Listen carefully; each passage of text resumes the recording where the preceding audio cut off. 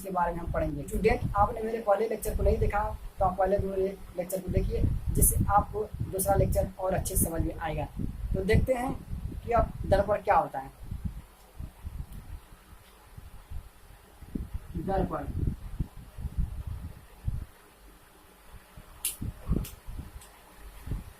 जब किसी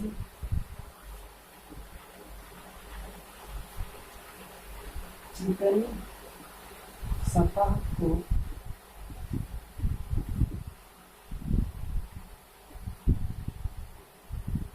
पालिश करके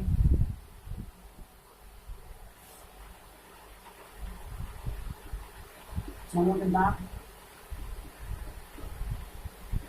बनाया जाता है,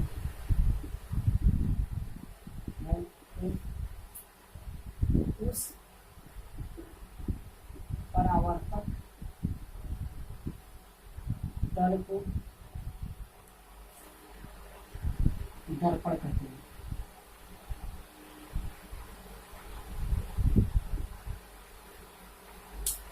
जब किसी चिकनी सतह को पालिश करके चमकदार बनाया जाता है तो उस परावर्तक तल को हम दर्पण कहते हैं। जैसे फ्रेंड, हम मान लेते हैं ये कोई सरफेस है जो चिकना है।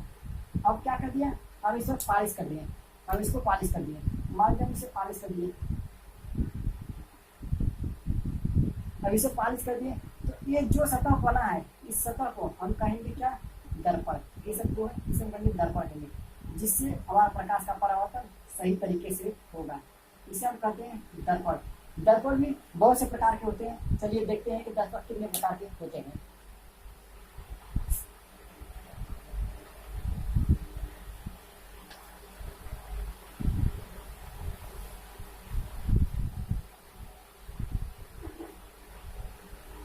देखते हैं दर्पण के प्रकार।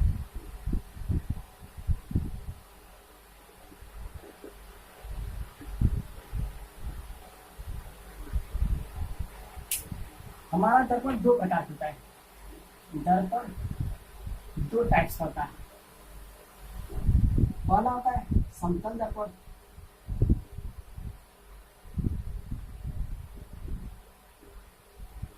और दूसरा होता है हमारा गोली दर्पण।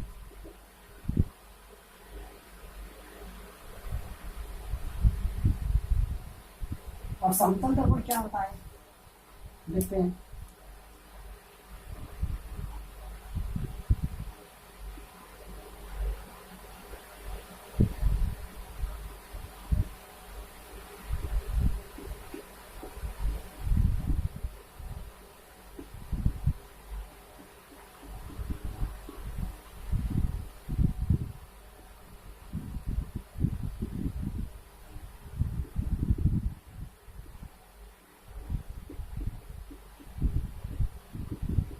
फ्रेंड, समतल दर्पण का वह दर्पण जिसका परावर्तक पृष्ठ एक समान होता है उसे हम कहते हैं समतल दर्पण। जैसे देखते हैं, ये हमारा क्या है, समतल दर्पण। ये है नीचे हम कर रहे हैं, इसे पालिश कर रहे हैं, ये पालिश किया गया है, ये समतल दर्पण है। अब देखते हैं गोली दर्पण क्या होता है। वह दर्पण जिसका परावर्तक पृष्ठ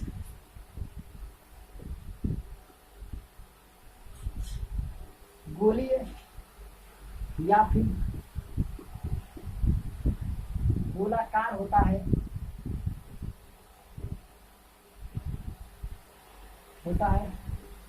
उसे गोली दर्पण कहते हैं। गोली दर्पण कहते हैं। फ्रेंड, हम जानते हैं कि गोली दर्पण हमारा दो टाइप्स होते हैं। एक होता है हमारा अवतल दर्पण,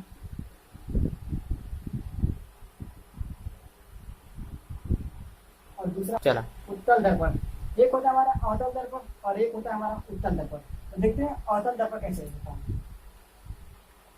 फ्रेंड, स्टूडेंट, आप चाहें तो इसे पहले नोट कर सकते हैं, फिर इसके बाद हम पढ़ेंगे कि अवतल दर्पण क्या होता है और उत्तल दर्पण क्या होता है।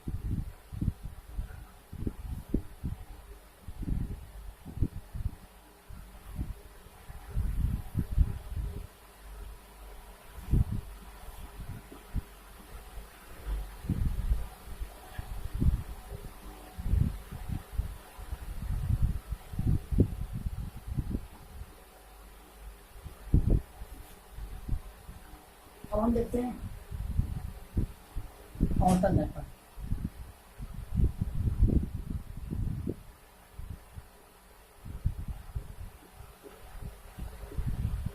स्टूडेंट यहाँ पर देखिए और का अर्थ होता है अंदर।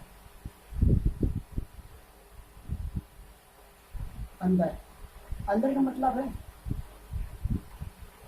जब प्रकाश का परावर्तन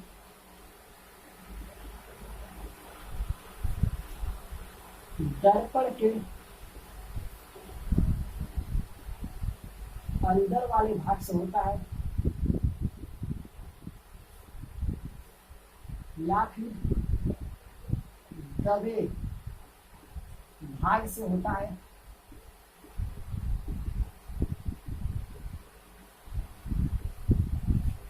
तो उसे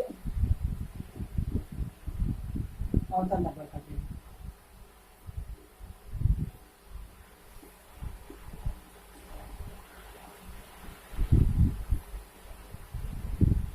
देखिए स्टूडेंट यहाँ पर अवतल दर्पण है और का यहाँ लेंगे अंदर। इसका कहने का मतलब है कि जब प्रकाश का परावर्तन दर्पण के अंदर वाले भाग से होता है, वैसे हम ठीक से समझ लेते हैं।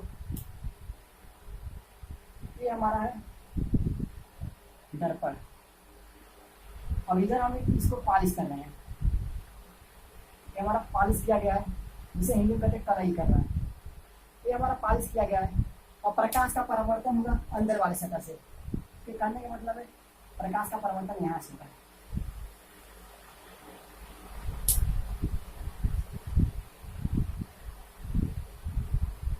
देखिए फ्रेंड फिगर से क्लियर है कि देखिए प्रकाश का परावर्तन हमारा अंदर वाले संपर्क से हो रहा है, तो इसे दर्पण को हम कहेंगे अवतल दर्पण। तो इस जो प्रकाश हम डाल रहे हैं इसे कहते हैं हम लोग आपतित किरण।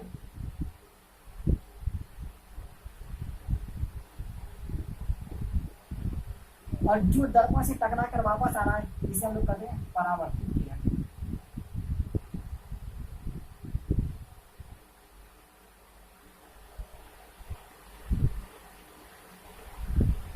ये फ्रेंड आपको फिगर से क्लियर है तो आप नोट कर सकते हैं। अब हम अगला देखेंगे कि उत्तल दर्पण क्या होता है।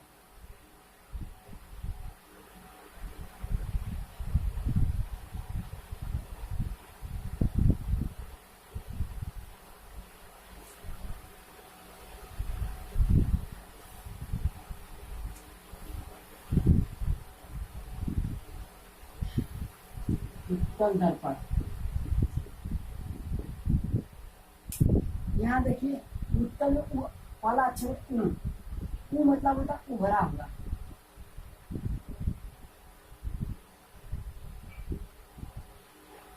इससे कहने का मतलब है जब प्रकाश का परावर्तन दर्पण के उभरे हुए भाग से होता है या फिर इसे हम कहते हैं ऊपर वाले भाग से, ऊपर वाले भाग से। जब प्रकाश का परावर्तन दर्पण के उभरे हुए भाग या फिर दर्पण के ऊपर वाले भाग से होता है तो उसे हम कहते हैं उत्तल दर्पण। अब हम डिफिनेशन से देखते हैं। जब प्रकाश का परावर्तन दर्पण के जब प्रकाश का परावर्तन दर्पण के ऊपरी भाग से या फिर उभरे हुए भाग से होता है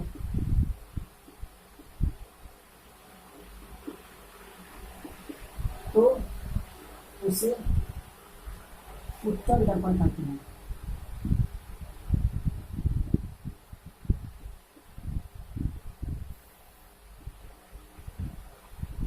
देखिए हम अब ठीक से समझते हैं कि उत्तल दर्पण हमारा क्या होता है।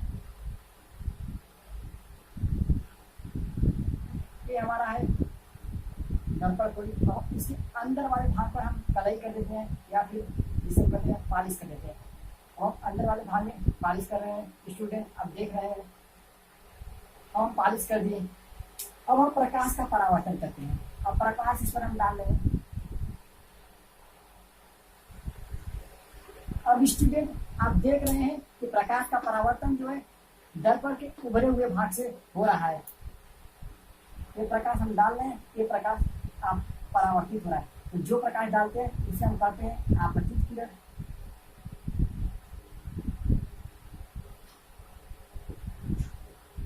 और जो प्रकाश दर्पण से टकरा कर आ रहा है उसे हम कहते हैं परावर्तित किरण।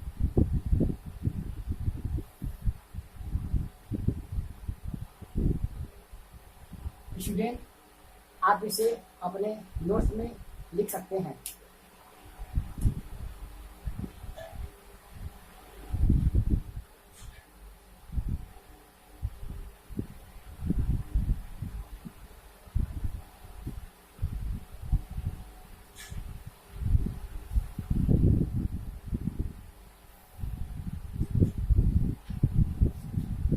तो देखते हैं हमारा नेक्स्ट पॉइंट है गोलीय दर्पण से संबंधित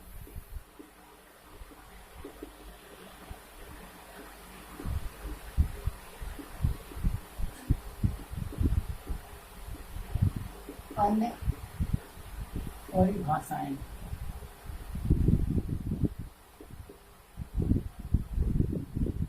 या फिर इसे कहते हैं गोलीय दर्पण से संबंधित अन्य बातें। पहला हमारा है वक्रता केंद्र।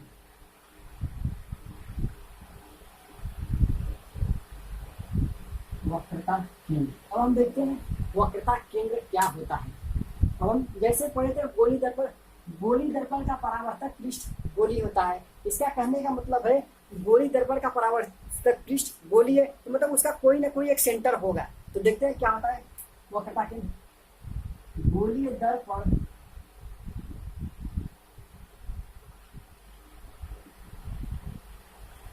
जिस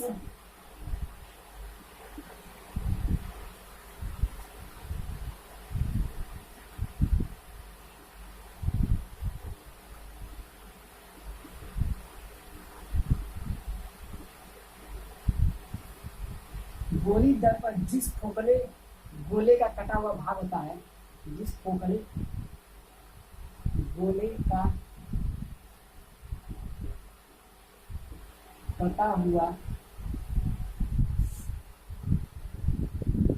भाग होता है उस दर्पण का केंद्र गोलीय दर्पण का वक्रता केंद्र कहलाता है।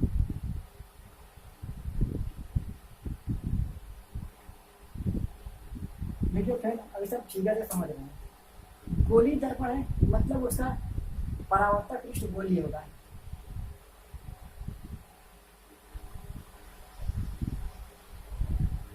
मान लीजिए एक गोलीय दर्पण है, यह गोलीय दर्पण, यह गोलीय दर्पण किसी खोखले गोले का कटा हुआ भाग है।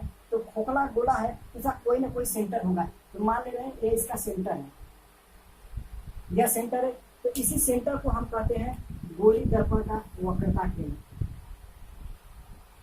गोलीय दर्पण का वक्रता केंद्र।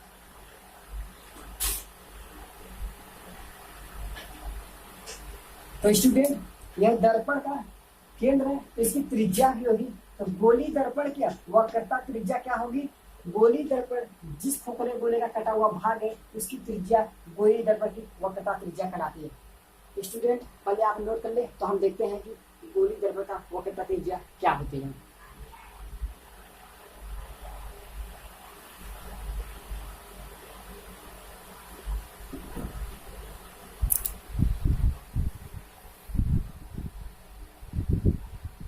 अब देखते हैं वक्रता त्रिज्या।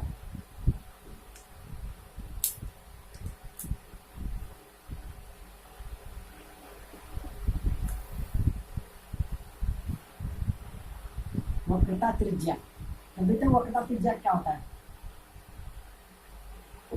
गोलीय दर्पण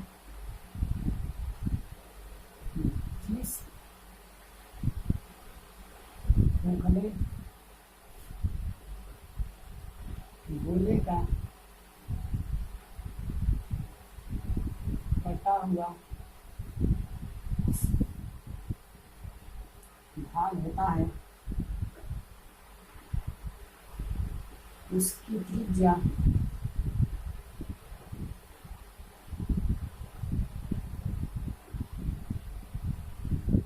गोली दर्पण का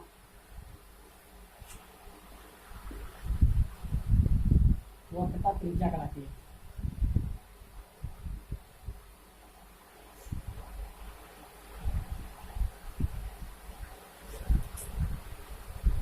स्टूडेंट वक्रता त्रिज्या को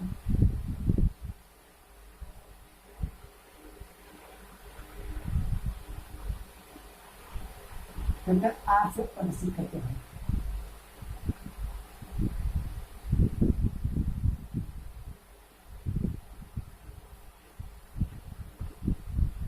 प्रदर्शित करते हैं तो हम देखते हैं ये हमारा था गोली दर्पण और हमारा यहाँ था, हम इसको बोलते वक्रता केंद्र। ये था हमारा वक्रता केंद्र।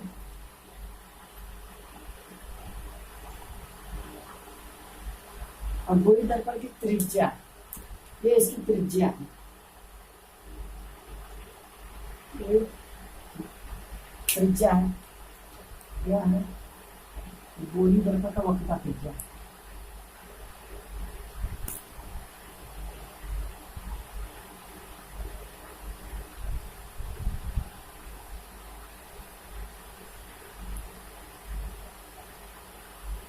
तो स्टूडेंट आप इसे नोट कर सकते हैं।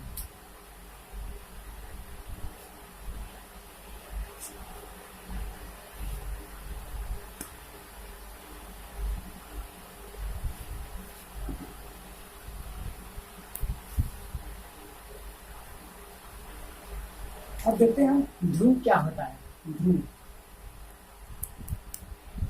ध्रुव इंग्लिश में कहते हैं पोल।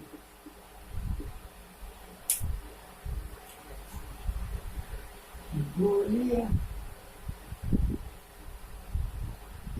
दर्पण के परावर्तक पृष्ठ के मध्य बिंदु को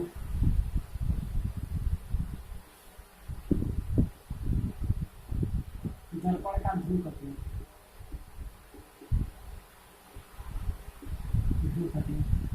चलिए स्टूडेंट अब हम इसे फिगर से समझते हैं कि क्या होता है ध्रुव।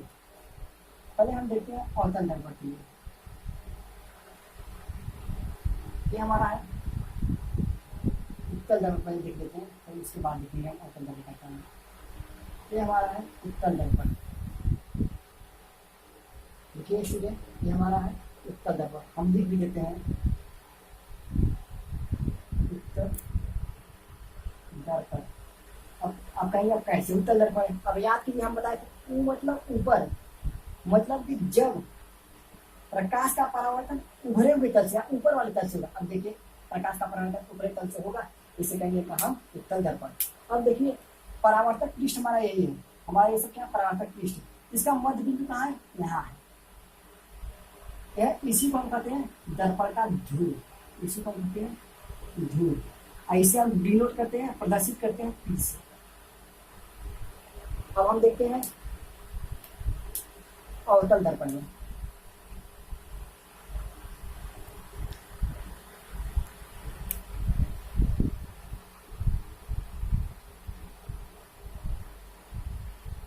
ये हमारा अवतल दर्पण।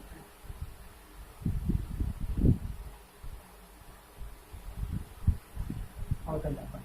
अब देखिए स्टूडेंट, अब यहाँ से तुम्हारा प्रकाश का परावर्तन होगा नहीं क्योंकि वहां पर कलाई कर दिए हैं। अब देखिए अब इसका कहाँ मध्य बिंदु यहाँ पर है, यहाँ पर। तब इसको हम क्या करेंगे ध्रुव। अब इसको हम ध्रुव किससे करते हैं, 30। स्टूडेंट आप इसे नोट कर सकते हैं। अब देखते हैं हम मुख्य अक्ष क्या होता है। स्टूडेंट हमको आगे सब पॉइंट की आवश्यकता होगी, इसलिए हम लोग पढ़ रहे हैं।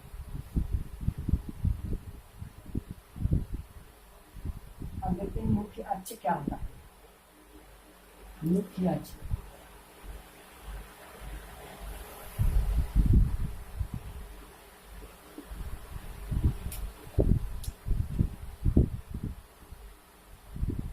वक्रता, केंद्र तथा दर्पण के ध्रुव को मिलाने वाली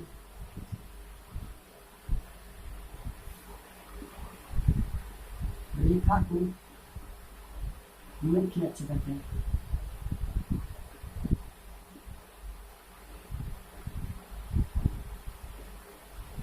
हम देखते हैं फिगर के माध्यम से। ये हमारा है दर्पण,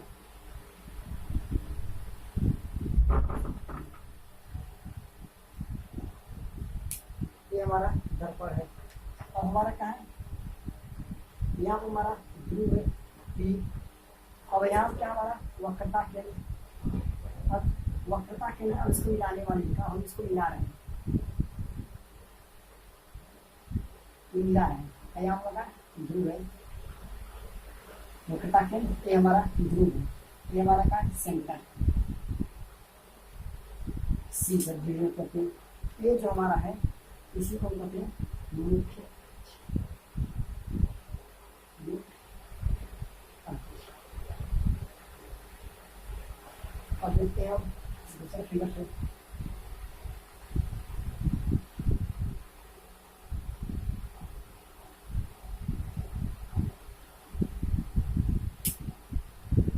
हमारा कहाँ क्या है वक्रता के, और यहाँ हमारा कोण P है, इसको मिलाने वाली रेखा को ड्रा कर देंगे।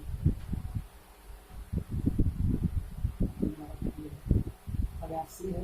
अब इस पॉइंट को हम कहते हैं मुख्य अक्ष।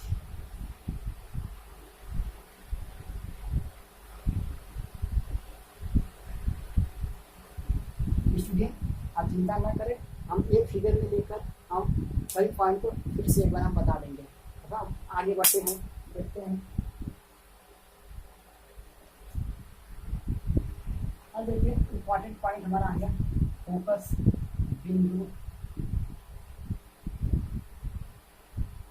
अब पढ़ेंगे हम फोकस बिंदु।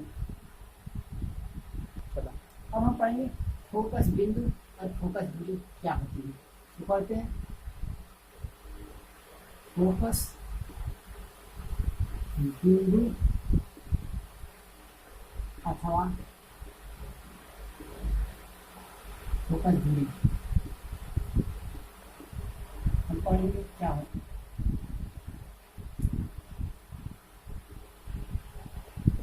फोकस बिंदु और फोकस दूरी क्या होती है।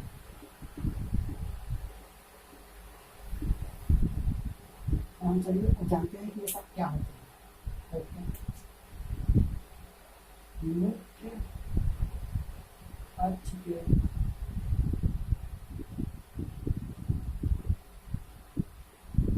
समांतर चलने वाली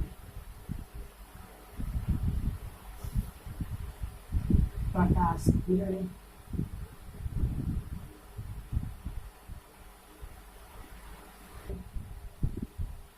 परावर्तन के पश्चात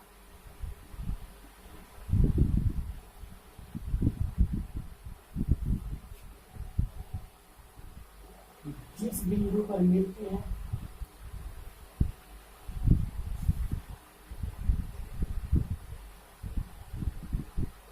जिस बिंदु पर मिलती है इसमें अवतल दर्पण में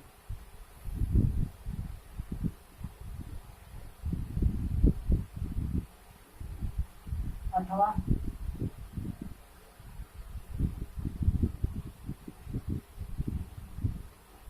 जिस बिंदु से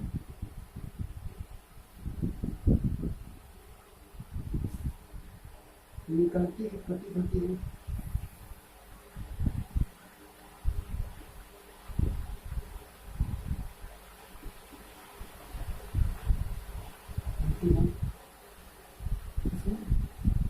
उत्तल दर्पण में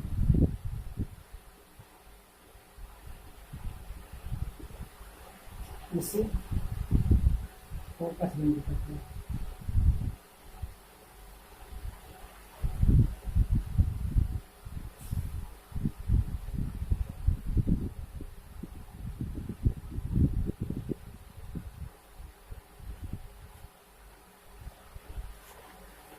फोकस बिंदु तथा दर्पण के ध्रुव के बीच की दूरी को हम फोकस दूरी कहते हैं। तो चलिए स्टूडेंट, हम इसे फिगर के माध्यम से समझते हैं। ये हमारा हो गया अवतल दर्पण, ये हमारा हो गया मुख्य अक्ष। मुख्य लिखा है मुख्य अक्ष के समांतर, तो मुख्य अक्ष के समांतर ये सब किरणें चल रही हैं। ओके, दर्पण से परावर्तन के पश्चात जिस बिंदु पर मिलती है अवतल दर्पण में, उसे कहते हैं हम फोकस बिंदु। अथवा जिस बिंदु से निकलती हुई प्रतीत होती है उत्तल दर्पण में। अब देखिए यहाँ पर इस बिंदु से प्रकाश किरण निकलती हुई प्रतीत हो रही, वास्तव में निकल रही लेकिन निकलती हुई प्रतीत हो रही, तो इस बिंदु को हम कहेंगे फोकस बिंदु। और फोकस बिंदु और ध्रुव के बीच की दूरी, ये जो है इसको हम कहेंगे फोकस दूरी। फोकस दूरी को हम स्मॉल एफ से डिनोट करते हैं। तो स्टूडेंट, आई होप आपको यह समझ में आया होगा। तो चलिए हम एक फिगर के माध्यम से ही देखते हैं कि फोकस बिंदु, फोकस दूरी और ध्रुव सब क्या होते हैं। तो चलिए फ्रेंड, फिर हम देखते हैं कि एक फिगर में ही सब पॉइंट जो हम पीछे पढ़े हैं। तो देखिए फ्रेंड, ये जो बिंदु हमारा है, ये है हमारा वक्रता केंद्र, और हमारा वक्रता केंद्र से ध्रुव के बीच की दूरी को हम कहते हैं वक्रता त्रिज्या। और यह हमारा है फोकस बिंदु तथा ध्रुव के बीच की दूरी को हम कहते हैं मुख्य फोकस दूरी। और वक्रता केंद्र तथा ध्रुव को मिलाने वाली रेखा को, इसको कहते हैं मुख्य अक्ष।